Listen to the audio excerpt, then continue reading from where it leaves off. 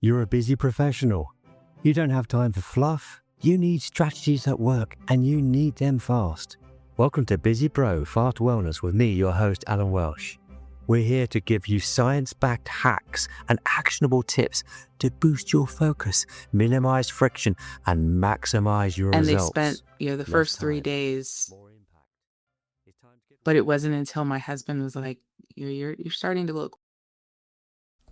Hello and welcome back to Busy Pro Fast Wellness. Now, most busy professionals believe that burnout is a time management problem. Work less, plan better, take a break. But what if none of that actually fixes it? Today's guest says the real issue isn't your calendar, it's your nervous system. Dr. Danielle Griffin is a leadership expert turned somatic specialist, certified hypnotherapist, TEDx speaker, and founder of Good Life Coaching. Wow. So, Danielle helps high achievers break out of those survival mode and finally release their stress from their bodies that they've been holding for years. Danielle, with all your amazing credentials, a really warm welcome to Busy Pro Fast Wellness. I hope you're doing well today. Yes, thank you, Alan. Thanks for having me. Yeah, great, thanks. Let's just get straight into the big challenging ideas that I have already straight away. Why doesn't managing stress actually work for high performers? Yeah, the main thing that I find is that, most people forget that we're human and life is life, and there's going to be one stressor after another, Yeah, where we live in a state of kind of perpetual stress, especially as many of us are in kind of this hustle culture, working multiple jobs and businesses and things of that yeah, nature. We have so many things around us, whether it's family life, professional stressors, the economy, hmm, global pressures, all the things yeah, that can induce a stressed state. And so there's never going to be a downtime, so to speak. We go from one thing to another and often compounding issues. yeah, And so many of us are in a chronic stress state where we've been feeling this way for 3 months or more. yeah, for sure. And we can't rely on, oh, I'll just take a 3 day vacation or, my holiday next year, that will help. When you've Yeah, been building and feeling all this pressure, dealing with health related issues because of it, whether it be, physical or mental, um, we have to find releases throughout the day, the week, the month, all throughout the year, okay. and not wait for that one short period of relief. Yes, I couldn't agree more with you. In fact, from what you just said, it seems that a lot of what you're doing seems to be quite geared. I think probably from what you said, you seem the closest person. I've interviewed so many people who's probably on the same wavelength as me, and many people have been in the past. But I believe what you do is what I've been trying to do. And I thought, this is revelatory, Alan. You're onto something here. And then you come out and you've got all these credentials and you seem to be really there in the thick of it. And of course, as a TEDx speaker, and of course, I did watch your little clip, which was about 10 minutes or something, and it was very impressive on there. So I'm well aware. And I thought, wow, this is exactly what I've been trying to convey, obviously, without the same kind of level of expertise that you bring to the table. So that's brilliant. And so, what is one kind of red flag that someone's body is stuck in that survival mode and they're just trying to get through from day to day and things? Do you have a Yeah, kind of, yeah, there's a few symptoms, if you will. um, Oftentimes it's the lack of sleep, and mm, it's not just one night lacking of sleep, it's multiple nights throughout the week, even on the weekends, the things that are stressing us are either waking us up or keeping us up. um, and we're not able to get restful sleep. Yeah. The other things can be actual physical symptoms when we either think about the stressor or we're having conversations about it. We might feel an eye twitch Oh, or muscle cramping, yeah. but we're also finding that it's not going away. It's Oh, like the really? persistent, like I know when I was in a work environment, a particular job that I had, I remember my eye started twitching and it was twitching for every day for over a year straight. And it wasn't until I left that job and changed jobs where my eye stopped twitching.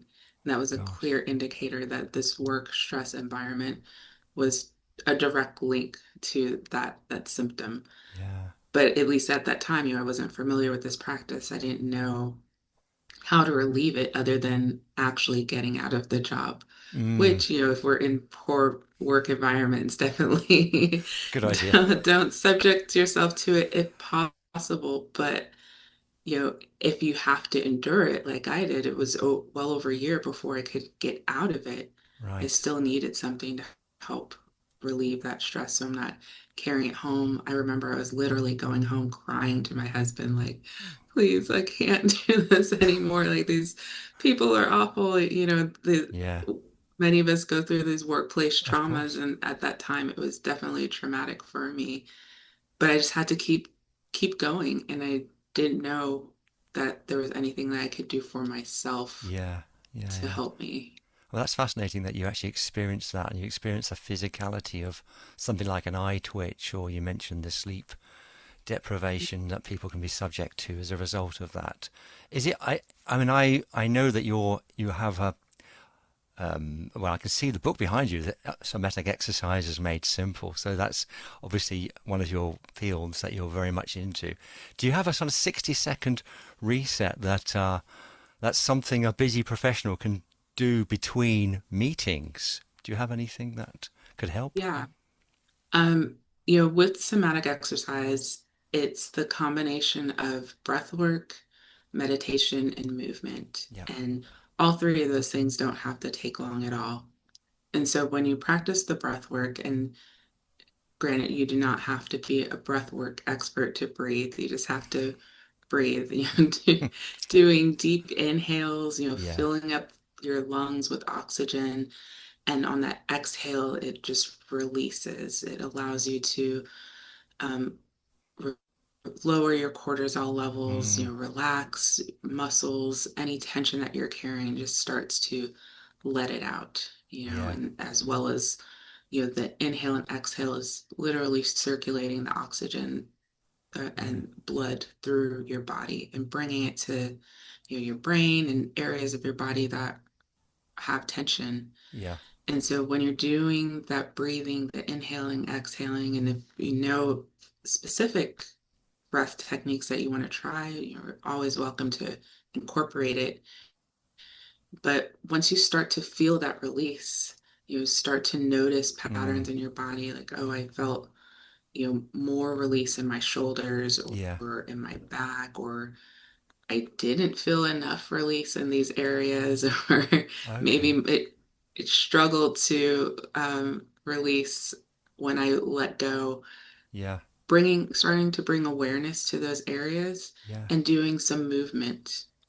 Maybe it's some shoulder rolls or neck Yeah. stretches, simple twists in your seat, and then Mm, just letting it all go and just sitting with it for a moment, yeah. seeing how you feel, noticing the difference. That's the meditation piece. I think a Yeah. lot of people think like, oh, I have to be, you know, A Zen a Buddhist monk. Buddhist to do some deep meditation, but you don't.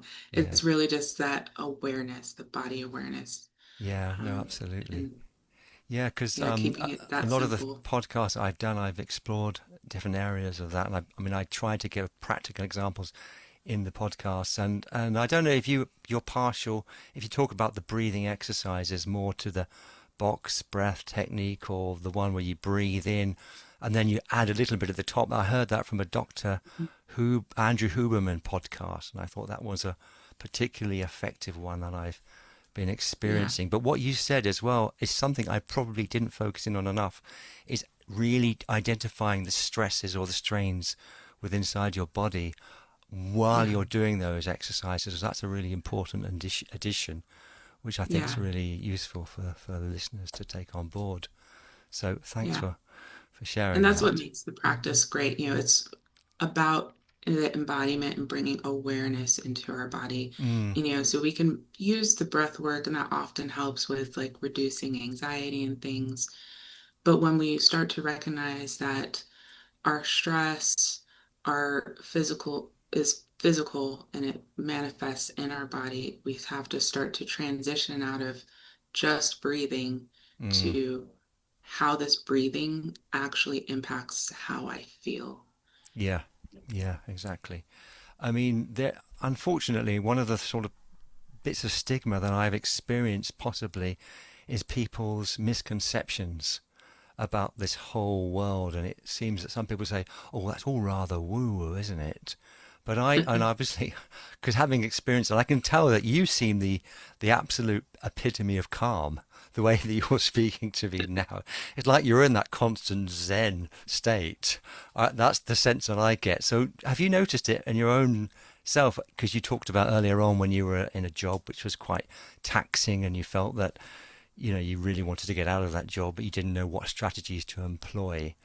What was that kind of transition that you made from that job into the point that you are at the moment? Can you remember a sort of, I don't know, a particular moment of realization that you thought, oh, I need to do something about this? Yeah. Well, from that particular job and story, it was actually many years later, where, Okay. which is the story for many of us, right? We continue to subject ourselves to all the stress and pressure over a year's time. But it wasn't until, just after the pandemic Mm, where I had to push pause and slow down. I had another kid at that time, so I was suffering from postpartum depression. I had high blood pressure. mm, I was working multiple jobs, my full-time job, my business, plus I became a yoga instructor, thinking that that would give me some, you know, peace, but mostly in terms of um, getting my health back, yeah, being active. Plus, I like to teach, but it was actually another source of the stress for me of course. because the amount of work I was doing and how much I was giving Yeah. to other people. Um, but it wasn't until my husband was like, you're starting to look old. You're Gosh. clearly doing something wrong here. I wasn't getting any sleep. Yeah. It was just all the symptoms all at once. And I knew like this isn't how I want to live my life. I worked this hard, I already had my doctorate degree, had um, a decent job at that time. It's like this isn't what I signed up for. You Yeah, know of what I course. It mean? sounds Like like you were living in that hustle culture that you referred to you're before, right. and you were Right. Yeah. layering extra responsibilities and extra stresses on your life by taking on too many things and having to sort of deal with that. Even if your intentions were good, by becoming a Right. yoga instructor, you're thinking, well, I can use the strategies from that in order to relieve that stress and that anxiety. But in fact, it was just adding another level of stress at the process along with Right. everything else. I mean, that's a common mistake that so many people make, isn't it? It's just sort of getting into that hustle culture and thinking, right, I have got to do all these things because I need to progress as quickly and as fast as possible, and then they just burn themselves out in the process. So, Trying to yeah, climb the career ladder, trying to make things happen with our businesses. And we often just kind of get buried in the minutia, right? We don't even take the time to realize how we feel. And I think that's where the place where many of us are at. It's not until our body is screaming at us and making us physically stop. yeah, And oftentimes for some people that's too late, or we've done too much damage to ourselves that yeah, it's not reversible. Um, and so fortunately, I was able to push pause and really evaluate my life. And that's where I started going down the rabbit hole and learning about somatic exercise and learning about hypnotherapy and utilizing both of those, holistic techniques to heal myself, listening to audio recordings for the hypnotherapy, doing the movement and the meditation and um, it was when people really started noticing a difference in me, Yeah. how I interacted with other people. I was finding more alignment in my work and not Mm, doing so much. I was great. able to let go of all the things, the busy work that I was doing Yeah. essentially, my Yes. inability to say no. I was able to start saying no. And I was starting to get my life back. Good. Can And I just once get a sort I, of sense of the timeline here? Because obviously, you did your PhD. Was it having done that, and then you found that you were in this anxious state, and then you went into obviously doing your own research and becoming a hypnotherapist and a yoga instructor? And was that the point? Was it after you'd gone through? Because obviously, doing a doctorate, that would take up a lot of your time. So it was all after that, was it, that you were in this yeah, state? Okay, yeah, it was even after that. right. It was, I finished my doctorate in 2019, Okay, and I kind of hit the wall in 2021, and it was after my dad passed and my okay. husband's dad also passed. So we Yeah. were dealing with a lot of Mm, grief yeah, and of course. and trauma from the pandemic and all these other Yeah. things. My dad passed in 2021 as well. So yeah, Oh wow. yeah. No, it's just that's one of the ideas. But yeah, it's just a coincidence. It was Uh, a hard year, right? yeah, it was a difficult year for us.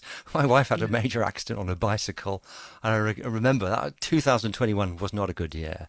So Yeah. yeah, but we you come through these things. Can I just ask you how long, once you start to incorporate the exercises and all the strategies that you obviously have become very, very accustomed to and an expert in, how long does it take before somebody notices a real difference? Is it days? Is it weeks, months? What's the Yeah. timeline here? Um, once you are able to start incorporating the practice and if you're doing it consistently, really, the folks that I've worked with within the first 30 days felt about a 60% difference in their, mobility and their overall quality of life. Yeah, And so, but oftentimes if we're not assessing that, it could be a little bit longer before you notice when, like I said, for me, it was when other people started noticing it in me. I wasn't necessarily aware of the changes. I was yeah, aware of what I was doing and how to do it, and like it made me feel good, yeah. but I didn't realize the impact on my life until maybe about 60 to 90 days later. And Fantastic. that's when I was like, all right, I have to do something with this. I have to, get certified. I got this certification in the hypnotherapy, and like I have to teach it to other people. And that's when I started on the journey of writing the first book, Yeah. which the book is now a three-book series. Um, Oh, I and didn't know that. I yeah, knew you had the book out, and yeah, but I didn't know it yeah, was a three-book series. Gosh, you're the yeah, it's three-book second series. author. I was speaking to somebody recently who I think he had three books out. He's working on his fourth. I thought, okay, good. Yeah. But when I Wow. wrote the first one, it was a lot of education for Yeah. other people as well. And it's when people were saying, I need this, like this is really great. And Mm, then that's when it kind of, bloomed into yeah. everything else. Oh, it's great. What a great process. Brilliant learning curve as well. And you're obviously gleaning as much information, and that's something you can then obviously pass on to other people. I love that. I really do. Can I just clarify, just in case, because obviously people think somatic exercises, if they've heard of that, and they think, oh, it's mainly the mind. Of course, a huge part of that is, but I took the liberty of getting a definition from your very website, did my research, and it was a really clear one. I was looking online thinking, how can I describe this? And it was so perfect on your website. And it says, somatic therapy is a body-centric approach that bridges the gap between the mind and physical tension. And that's something that you've just alluded to, because it's something that many people might miss in the process. So obviously it's very important to have that alignment, mind and the body, Right. which is so it can actually help heal from ailments if you've got injuries, etc. as well. That could actually help with these types of things. And as you get Right. older, many of us, as we get more decrepit or more mature, we end up carrying more injuries around with us. So that's something Yeah, that really positively can help with that as well. So I just like definitely. to bring that up as well. Yeah. And I'm definitely a firm believer of, dual modalities. One thing alone may not be the only thing for everybody, and which is why I usually combine, the somatics with the hypnotherapy. For Mm, me, especially when um, trying to onboard a new habit, like, doing the exercises consistently, the hypnotherapy has helped me, just with my mindset and being able to kind of speed up the process. mm, Um, I also found that back in November, I was in a car accident. My vehicle was totaled. ooh, I wasn't terribly injured, but I did, have a few like herniated discs and a few other injuries. But I sought chiropractic care as well as doing the somatic exercise. And I talked to the doctor towards the end of my treatment. He was mm, explaining what I was doing because they're asking like, how are you? You're not needing, even from day one, like not needing pain medications. Your recovery is very good. I'm wow. like, well, I do this in conjunction with the chiropractic care, and I think both, I've really felt a difference with the chiropractic care because they've been able to help with the disc herniation, which Yes. isn't something that the somatics would be able to help with, but the somatics helped with the pain relief, the pain management Yeah. of those herniations. Um, and that's something that most people aren't doing, even if they are seeing a chiropractor, they're still in that pain state. They're still in that trauma state for that from the accident. Mm, And from day one, I was able to use these techniques to help calm my nervous system, to kind of get out of that trauma state. Because, once you're in an accident, oftentimes we're hesitant to drive or get back on the road, that's or, true. Yeah. if people are stopping hard, it, causes anxiety and other things. Mm, And like I said, I'm just able to use these tools to help regulate myself, calm my nervous system, as well as reduce a lot of that pain, yeah. discomfort. Yeah. Very good. Good. And I'd like to just challenge a kind of a belief based on what you just said then, because um, obviously getting into that kind of somatic exercises as well as doing that in tandem with other things is a really great thing to try, and it's never ever going to do any harm. It's only going to bring benefit to the table. But where do people actually where do they lose their edge if they calm their system down? Could they? Is there a possibility that they could lose their edge by becoming too calm? I don't know if that's a kind of counterintuitive thing to say, because yeah. I mean, at least at this point, I haven't seen anyone lose their edge. I think in general, from my personal experience, I haven't necessarily done any research in that specific realm, but the work that I've done for myself and with other people, it makes us more productive. It Okay. makes us more aligned with our work. So I think for most people, it's given us more of an edge Mm, because we're operating more efficiently, more concisely. with a clear head, maybe not Yeah, 100% of the time, but, because we have the tools, we need to, all right, I'm going to the stressful meeting, yeah, or I have these things going on. I can help calm my body and yeah. mind so that I can operate on, full kill. Yeah, the reason I asked that question is because I have noticed that as you progress and you've got your job and you try to obviously do other things and you try to get that balance in life and you want to maximize productivity, the tendency with many people is to try and work fast.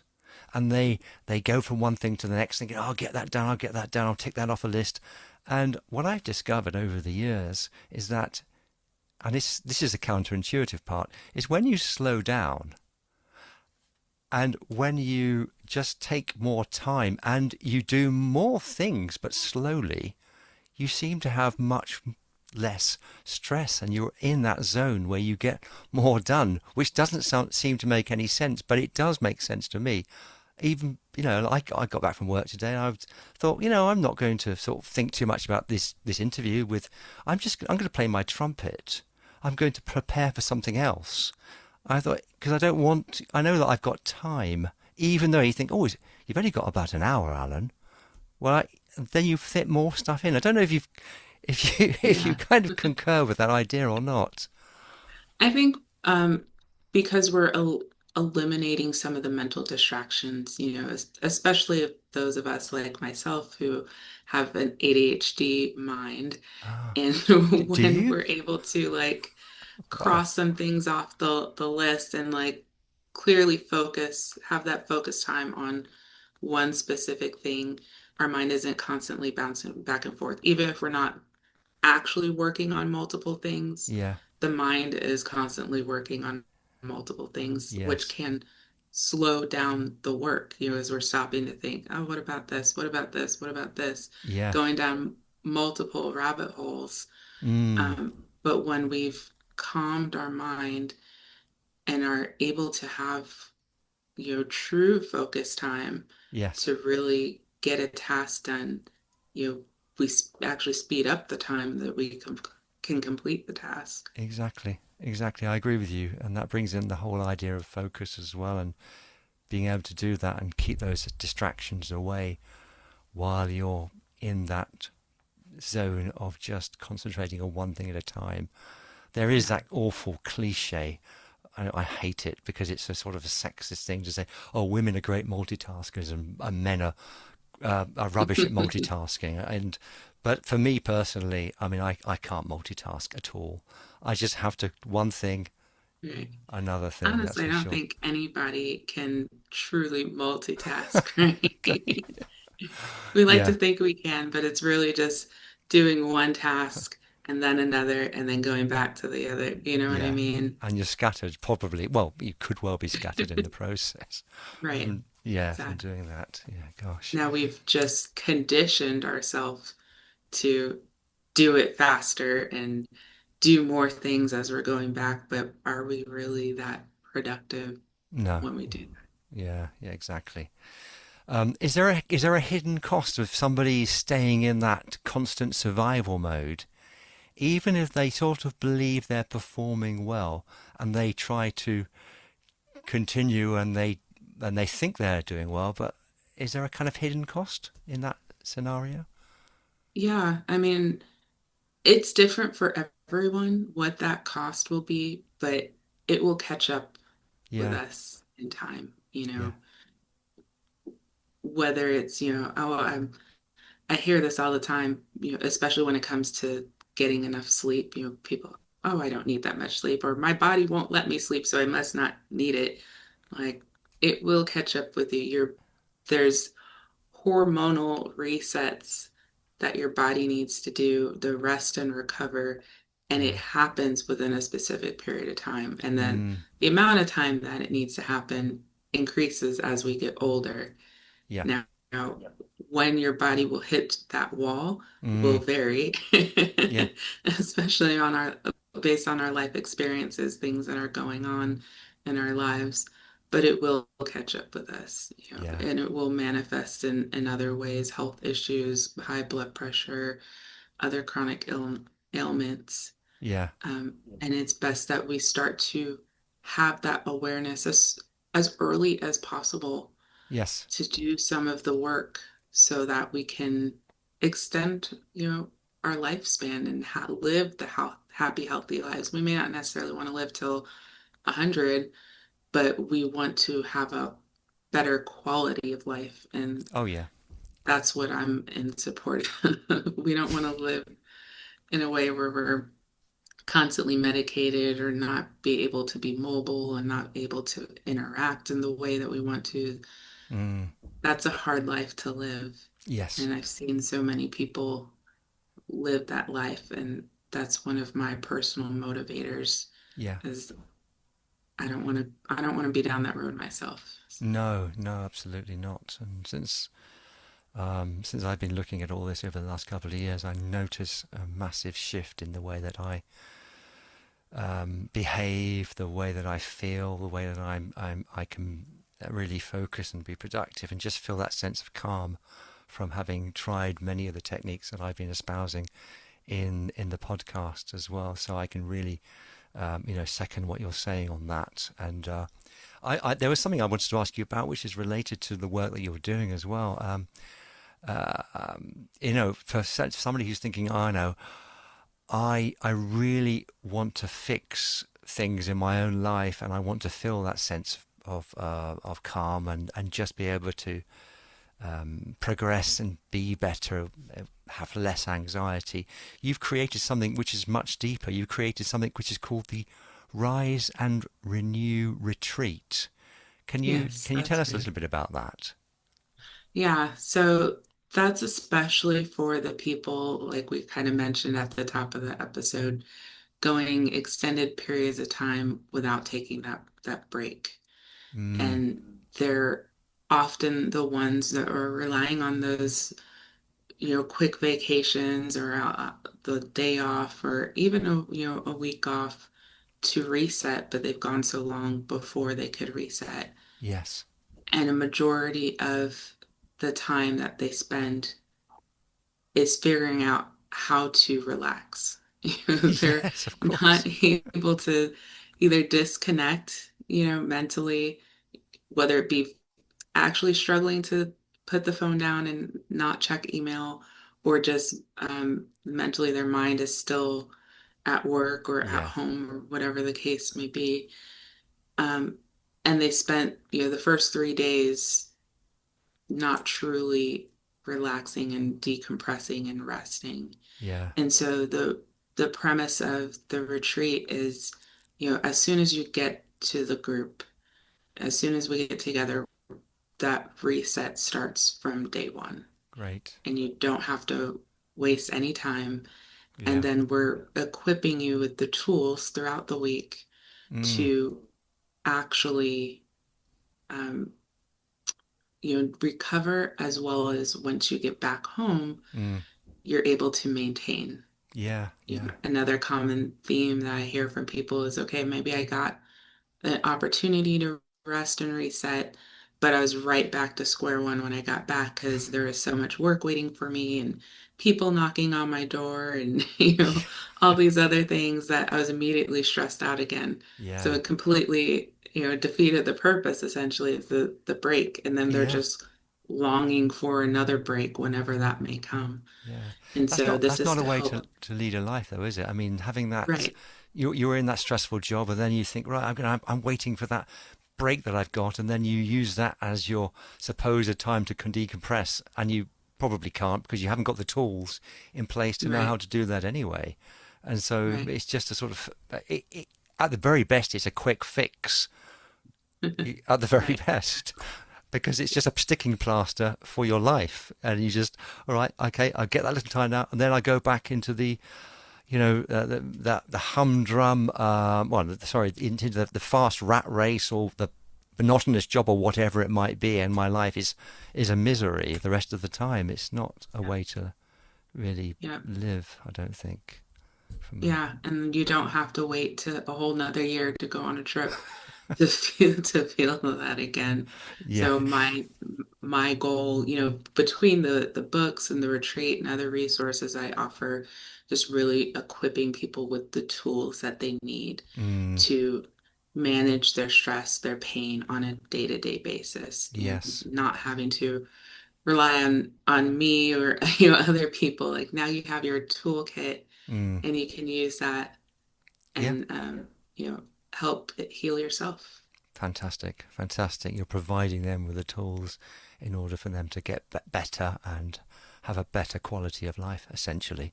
So that's really good. Exactly. That's great. How can people, if they think, oh, I love the sound of all this, this is great, how can they get in touch with you? What's the best method? Is it to go to your website direct, or how would you do Yeah, that? there's links on my website, drdaniellegriff.com. Okay. There's a section for the retreats, as well as, if people want to contact me directly, there's links on there to do so as well.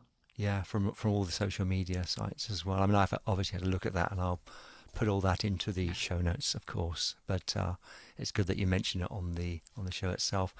Anything else that you'd like to mention before we kind of get to the point of rounding off our chat? Anything that I've missed that you'd like to bring to the table now? Anything else? Well, on my site as well, on Dr. Danielle Griff, I added a online shop, and so all my books are on there. Um, They're exclusively in full color on my website. If you buy them other places, most of them are in black and white, so Oh, that's an advantage. interesting. But I also have a host of other wellness tools and resources on there as well to support people meet them where they're at on their wellness journey. So, Great. like I said, I'm equipping people with the tools they Yeah. need, and that Uh, might vary for everyone exactly what that looks like. okay. Well, thank you so much, and I'm going to round off now. So, everybody who's listening here, if you're a busy professional looking for a fast, effective way to boost your energy, your clarity, and your well-being, you know where to go. And this is Busy Pro Fast Wellness. And I will see you in the next episode. And thank you so much to Dr. Danielle Griffin for coming on the show with me. Okay. Thanks See you again. later. Take care. All the best. Bye bye. Before we actually wrap up, I'd just like to share a couple of ideas. One thing that really struck me during this conversation with Danielle was that, well, throughout the interview, she came across as incredibly calm, grounded, and totally present. And honestly, just listening to her had that calming effect on me as well. So I think that is a powerful reminder that well-being isn't just something we talk about, it's something we truly embody. And one of the biggest takeaways from today is that burnout isn't always a problem that can be solved by working harder, planning better, or squeezing more into the day. Sometimes the answer is to slow down, pay attention to what our body is telling us, and give ourselves the tools to release stress rather than simply enduring stress. And perhaps that's the real message from today's episode. You don't have to wait for your next holiday, your next break, or some future moment when life finally becomes, well, less busy. Small moments of awareness, calm, and recovery can start today. Thanks again to Dr. Danielle Griffin for joining us. And thank you for listening. And please like, share this episode. It really helps those algorithms. This is Busy Pro Fast Wellness, and I will see you in the next episode.